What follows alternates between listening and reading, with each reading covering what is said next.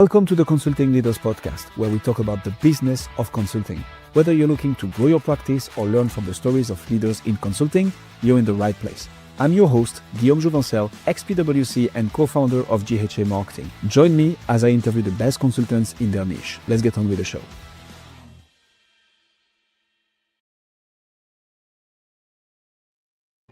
Right, Joe, let's get on with the show. What got you into consulting, and what was the moment where you realized the process is the product for SMBs?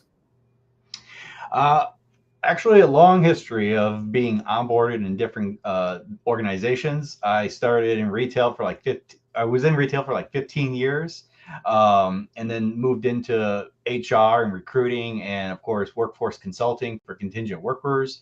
And honestly, never had a really good onboarding experience.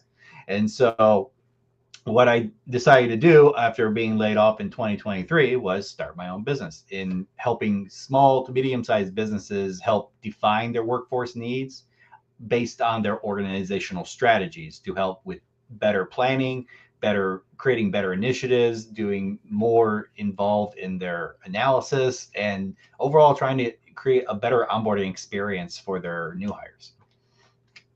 I love this. This is the classic starting a business way, right? You're like, it's your pain, your journey, and you're like, wait, why is nobody solving this problem? Okay, you know what? I'm gonna go and do it. And in consulting, this is true as well. Although you need that expertise and that experience, this is where you're bringing all the onboarding and the experiences that you had in the space before launching your practice. I like that a lot. So Yeah. when you're working with an SMB now, and I suspect that's gonna be owners, CEOs, business founders, when an owner says, hey, my hiring process takes too long and onboarding is inconsistent, how do you diagnose what's really broken, and like how do you how do you identify that problem and help them solve them basically? Yeah, so there's a list of ways to kind of go about it. What I personally do is people first, if they have an HR. With small to medium, times the owner is the one doing all the work and we're especially in like HR, so it takes away from the actually of the running of the business half the time. And so, I kind of explain things. I talk to them first and have them explain things to me as to what's going on. And then, of course, if they're not sure or if they think they know what the problem is, turns out it may be something completely different. So what I also do is like a workforce audit. And that kind of the way I do it is I measure against like about 58 different categories of possibilities of of the elements of workforce, which can range anywhere between like the job roles, the descriptions, to what their what the it's a long thing. I can go into it for a while, but basically, I measure against 58 different categories, and we Okay. talk. We kind of analyze them based on like where they meet, where they are weak in, or if they are absolutely failing at it. And then we kind of go into the actual planning part of a project with based on their current state to a future state, on how they can do better, what they best practices they should be doing if they aren't doing them, how their workflow should be flowing.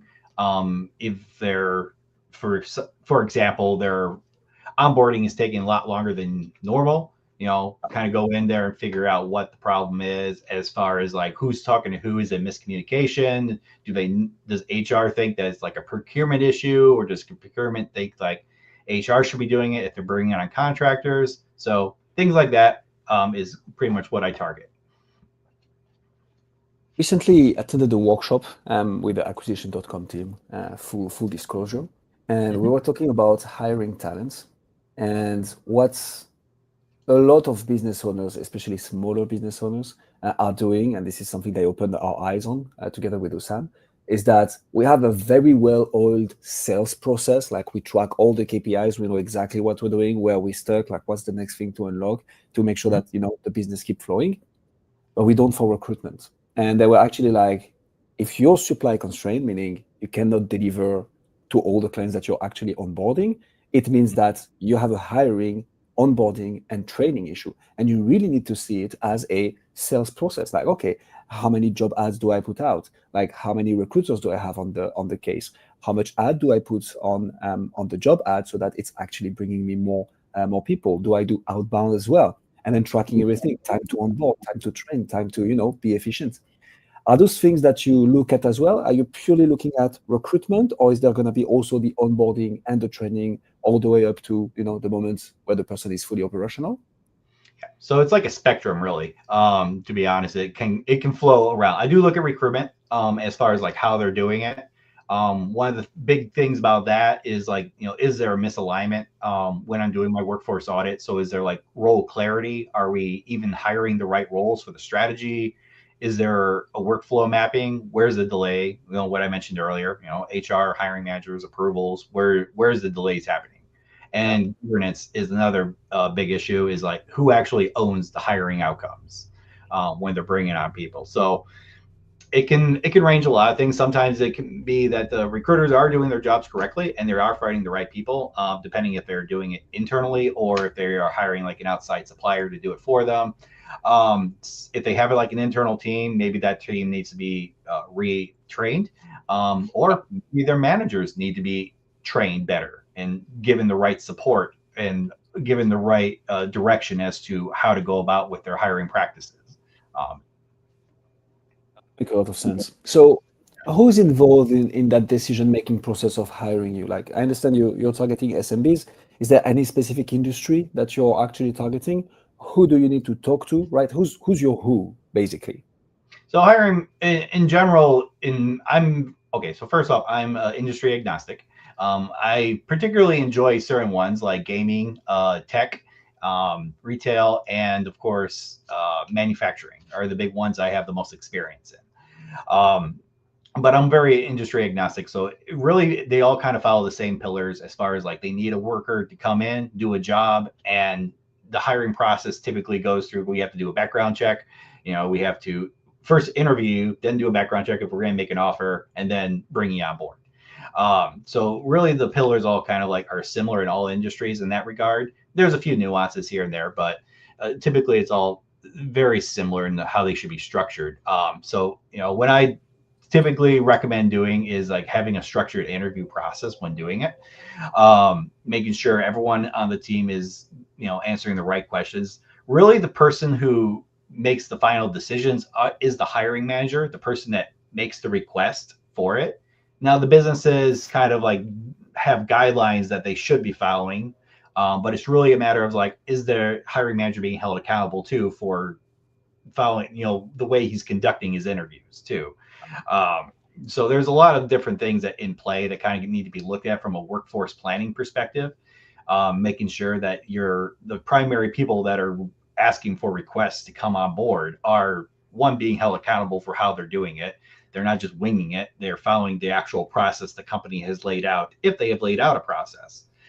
They're asking the right questions when they're looking for a person, and they're not changing their mind without consulting the whoever posted the job, whether it's HR or recruiting. Um, Whoever made the job posting, the hiring person needs to make the communication to them, letting them know that something has changed in the needs, and then that should be updated in the job description. So when job seekers are looking and applying, they're hopefully they're getting the right ones to apply correctly versus like something's outdated. I like that. There is a saying in development that I think we could apply here. When you have your process and your tech well oiled, the problem, if there is a problem, often is between the chair and the keyboard. Mm-hmm. Need people to obviously follow the processes, use the tech that you're putting at their disposal so that they can do a good job. Any reason you're particularly active into the gaming space, Joel? Is it because you're a gamer yourself? I am a gamer myself. In fact, I'm Oh, looking forward to playing Vampire the Masquerade Bloodlines later this weekend. So, nice. but Okay, yeah, so I'm not familiar with those. I used to be a huge League of Legends player. I got okay. myself into WoW lately, but like that's just sucking your soul and your whole time, so I had to uninstall it. I But do good. still play that occasionally. To be honest, my soul is still being sucked out down a funnel in WoW. I can very much relate to this. Okay, one question, and then we're gonna take this off record. What's like Horde or Alliance? To be honest, I play both now, but I started off strong with Horde. So, Fair enough. For the Horde, I like that. Okay, back to consulting. Although I would love to talk gaming all day. Um, what's worked best for you to attract this new business, to get people aware of that recruitment, onboarding, training issue, and to go and hire you and Stratifyr to get your support? What has worked well to attract new clients? LinkedIn, hands down. Storytelling is my best client generator right now, because Okay. it builds emotional relevance and Yeah. leaders see themselves in the stories, which I do post now on weekends, actual fictional stories that have Interesting. real pain points. And I'm telling about the problems that they're having, the misalignment, the waste of time, and I'm showing it from their perspective as like what they're feeling, hopefully what they're Yeah. feeling. But the key isn't like the volume, it's the clarity. In really, it's I'm not trying to pitch people because people buy from people. That's a saying we have out over here, and I'm sharing my experiences that help owners say that that's exactly what's happening here. Once you have that emotional hook, they trust you enough to start that conversation, and I found that to be very helpful. I don't get a huge liking on all my posts, but I do get a lot of engagement that happens in the background. So I'm not really in it for like the vanity metrics, which some people think like you get 1,000 likes, that's going to equal business. I know people that get 1,000 likes and they still struggle to get business. But I do have stuff happening in the background where people ask me questions in DMs and being like, hey, what are your thoughts on this? And we kind of explore it in conversation. Interesting. And I like a lot what you mentioned here. So from experience, right? My days at PwC and now with that podcast, in order to attract new business as a consultant, you need to be seen as an authority and as a subject matter expert, right? There is no way around it. Like you're gonna charge big bucks, your clients for them to get your help. They need to perceive some form of authority. And what we see a lot of business owners do and content creators in general is that they just go ahead and create content that they like, that they think is good, that they are experts on, not necessarily what people are actually looking for. Back to the pain points that you mentioned. But Mm-hmm. then also they start getting views and they're getting the wrong signal, right? It's like, oh, this is getting views, I'm going to do more of that. Whereas actually, this is just a vanity metric. So I like that you're making that distinction because I think especially in consulting, that's super, super important. So you get people interested, you create content specifically on LinkedIn to talk about what you do, press on the pain points, I imagine, show a bit of a desired outcome of your ideal clients. Mm-hmm. How do you bring those home? So you get people to reach out to you, right? Hey, like, what are your thoughts on this? Or I saw that you posted on that. Or clearly you seem to, have expertise in this. How do you take from that to, how do you take them from that to, hey, actually, here is the, engagement letter. Let's work together. So I focus on providing the fast clarity by dumbing it down as much as I possibly can. People don't understand like the whole complexity. Like if I told you, like I define workforce needs based on organizational strategies, like I did in my intro, majority of hiring managers probably wouldn't, or not hiring managers, but business owners probably wouldn't understand. So I try to put it in clearer terms as far as like I help you with getting your bus situated by getting the right butts organized and in the seats of your business to make sure that you have the right people sitting down in the right spots. And then I show you how to drive that bus in the right direction.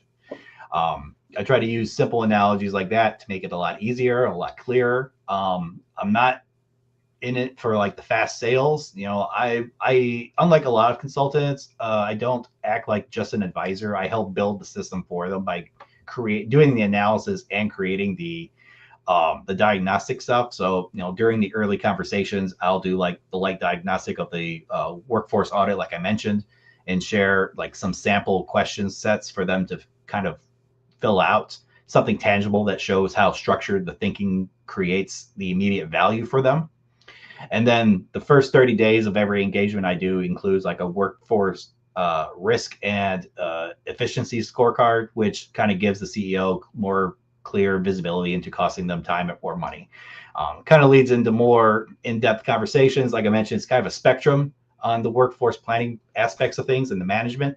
So it's but being able to like put it in terms that they can understand is like the best way to do it. 100%. So, okay, there is so many things I want to unpack here. So back in my PwC days, the classic way in, right? Because we're talking about hundreds of thousands of dollars, euros, projects. The best way to get in is you start on a very small project, right? Kind of an engagement, target operating model, or like something that would be like, hey, here is the roadmap that you would need to follow in order to achieve the outcome that you want, and this will take that much time, sometimes multiple years. You mentioned that first diagnosis. Is that something that you do for free and then you get them to engage with you, or is that a paid engagement which is really short and it's just like, okay, guys, like, here is the roadmap, and now you can go and implement it, or I'm here if you want me to implement it with you or for you, we can talk. How do you do that?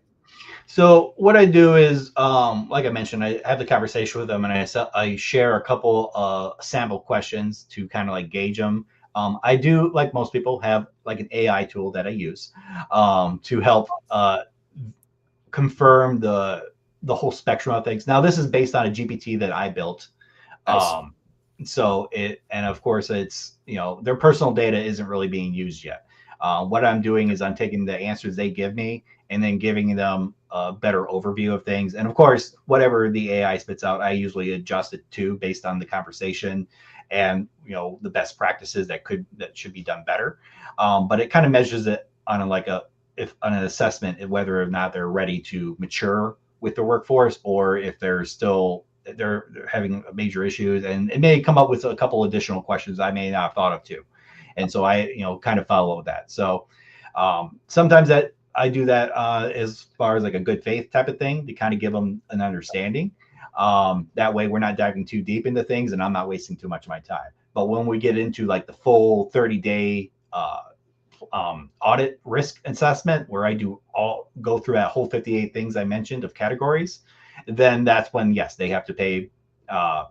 I'm pretty lenient about how they pay me. I know not everyone can fit the full bill up front, so we can do payments and an invoice over time if needed. But definitely, it's like, yeah, they would end up having to pay the bill for the 30-day engagement versus like the free samples they give out. So, and then probably just a pay per milestone engagement, like, hey, when we have achieved that, on when those deliverables are, in your hands, this is where the next payment comes in, and so on. Yeah, it's usually a case-by-case basis. I do offer now a free option to do a self-assessment on my GPT that I've created on ChatGPT. It's Schwan Stratifyr Workforce Assistant.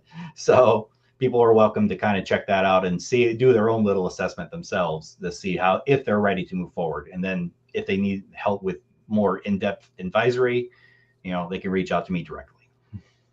Great. Do you capture email addresses to use that GPT, to be able to use that GPT, or it's just like at the disposal of anybody?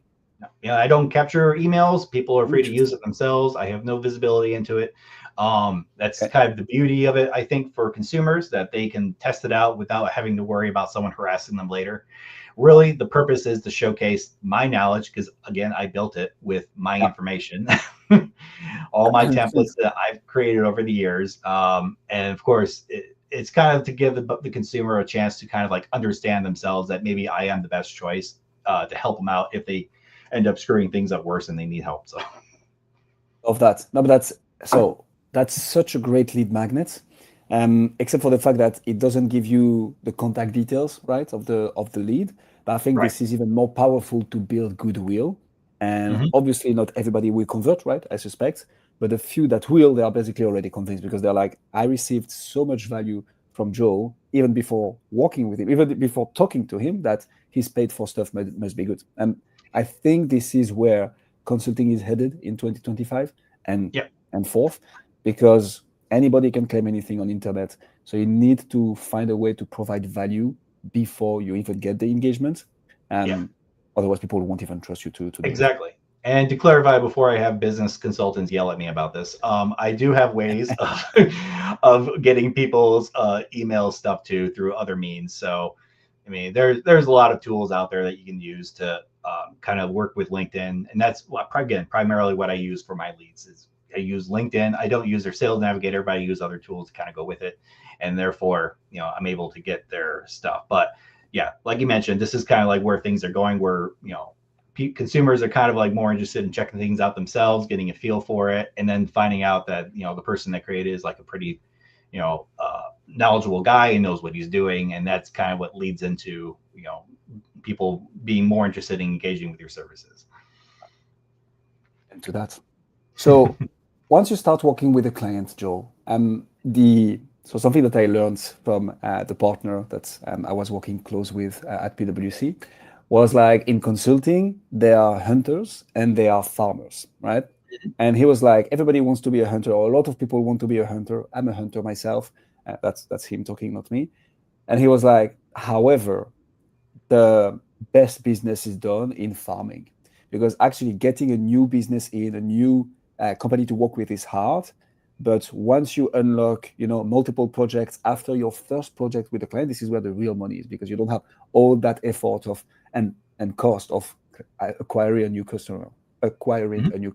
So in your case, do you have a process for this? Like, how do you go from, hey guys, okay, so you've done the self-assessment, or we've done the diagnostic together.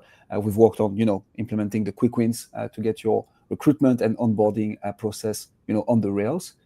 And then what? Because you fixed the process, right? So do you actually do that? Like, do you optimize for retention? And if so, how do you do it?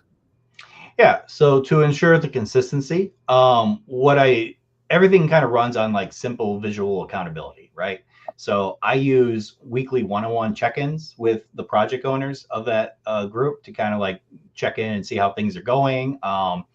I create like the RACI maps to lock in the ownerships. So people that are specifically in charge of like certain actionable items, you know, we're holding them accountable for it. We're making sure there's deadlines are being met when we're going through the process. Yeah. And like the process dashboards in like either Google Sheets, or I like to use Trello, to be honest, that track like onboarding timelines and contractor status and compliance items, or if they have like their own tool that they use specifically for that. I try to keep it low tech, because small, medium-sized businesses don't need fancy systems. In fact, when we're doing like contractor programs and setting those up for like contingent workforce, I actually show them how to govern it themselves. So they don't have to rely on, like, for example, a vendor management system to onboard like a larger size company like Microsoft and Google do. So my goal is to make sure that they're able to do everything themselves by showing them how to do it themselves. So that way I can wave goodbye afterwards. And then if they need additional help, they can reach out to me afterwards, because I do offer a little bit of hypercare once everything's up and running. So yes. Cool. I like that. And I like the honesty and the transparency of it. It's like, hey, I'm coming here to, you know, help you on one specific problem. And once it's solved, you should be able to run it on your own. I like that a lot. Mm-hmm. Do you, and here that's purely me being curious about the business of consulting, Joel. Do you typically ask them like, hey, look, are you happy about this? Yes, no, hopefully yes. Do you know anybody else who might need this service? Like, do you leverage the good job that you've done with a specific client with whom the engagement is over to like get potential additional business? Like, how do you get referrals, testimonials from your clients to unlock even more business? Well, getting testimonials is the big issue sometimes, because even when they're extremely happy, sometimes they just send like a thank you email or like message me directly and saying, hey, this was so awesome, thanks. And then I ask them, like, can you put it in like a testimonial for me on LinkedIn or on Trustpilot maybe?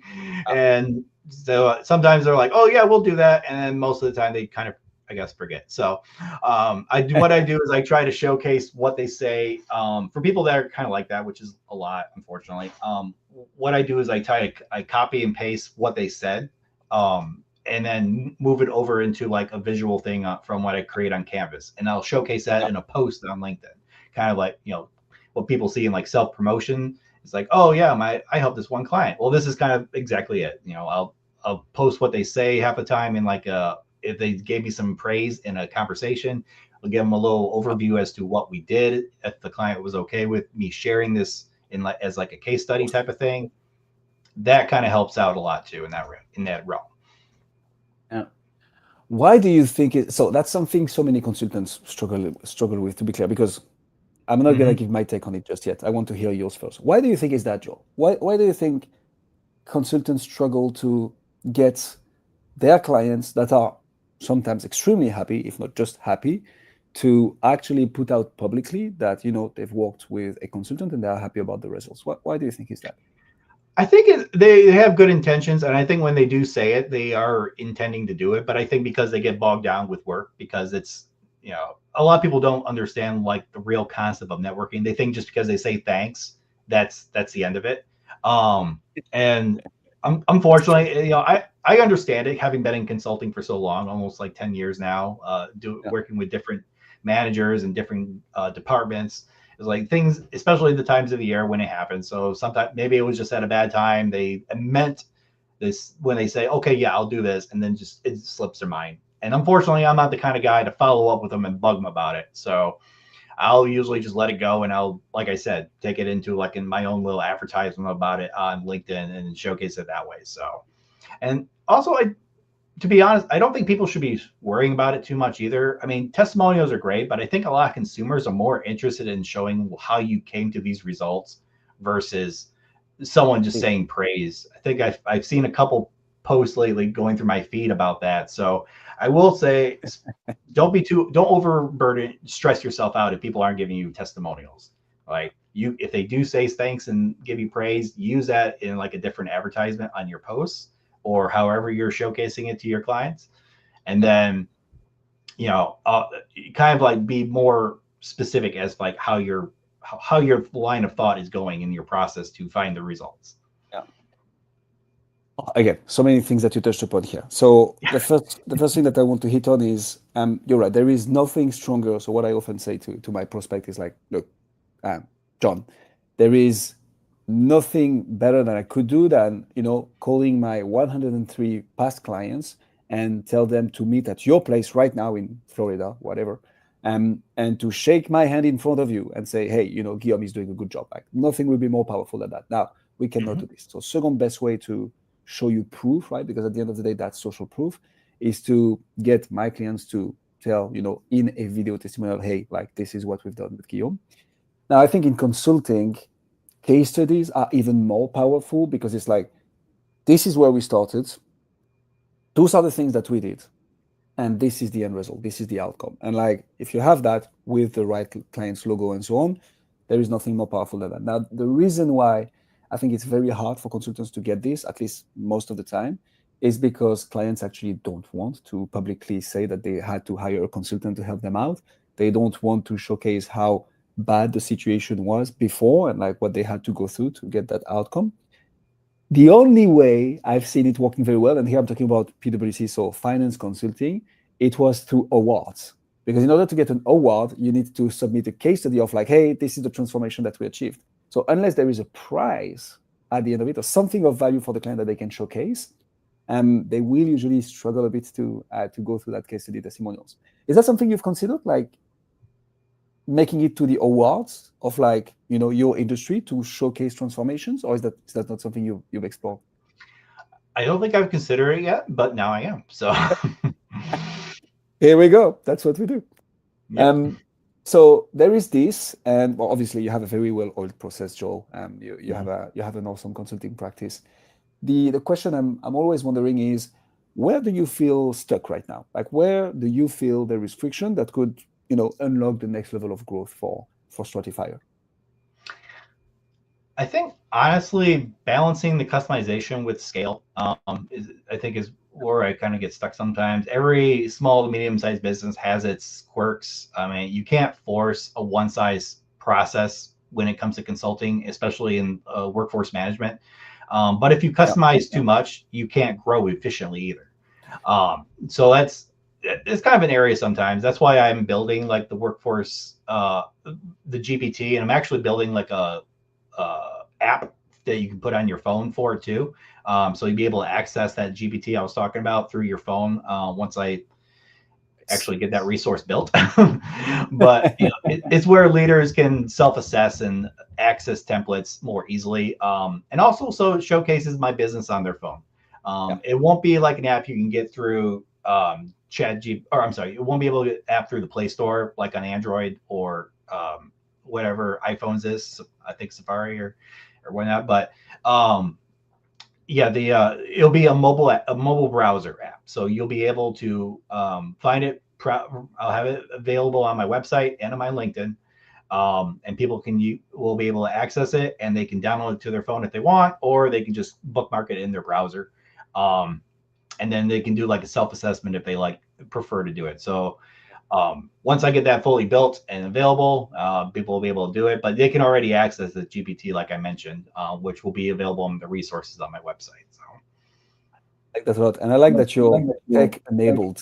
This is how it's done. Okay, now looking at 12 to 24 months, like where are the biggest opportunities you think for you? And here it can be anything, right? It can be in your consulting practice, in your particular industry, a particular tech aspect, right? Like what's the biggest opportunity for you in the next 12 to 24 months?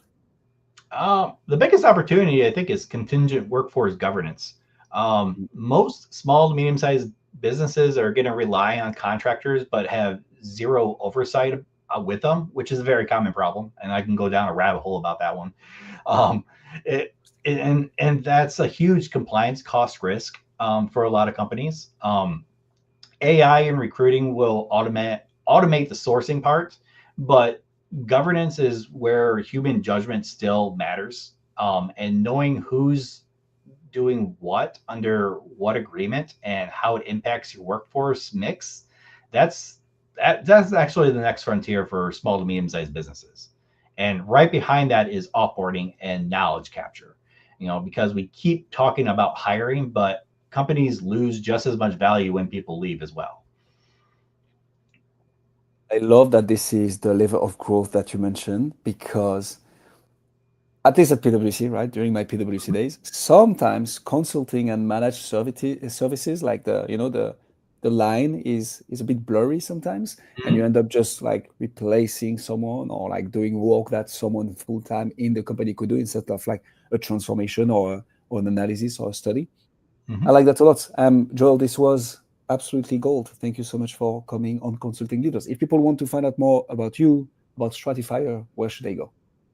They should go to my website at www.schwanstratifyr.com. And you can also find me on LinkedIn as well, just by searching Joel Schwan. We'll put all the links in the description. So Joel, thank you so much for coming on Consulting Leaders. Thanks for having me. Thank you. Thanks for joining us on this episode of the Consulting Leaders podcast. We hope you learned valuable lessons on how to grow your practice and take your business to the next level. Make sure to subscribe and leave us a review wherever you're listening to this show so you never miss an episode. To apply and be a guest on the show, click the link in the description. See you next time.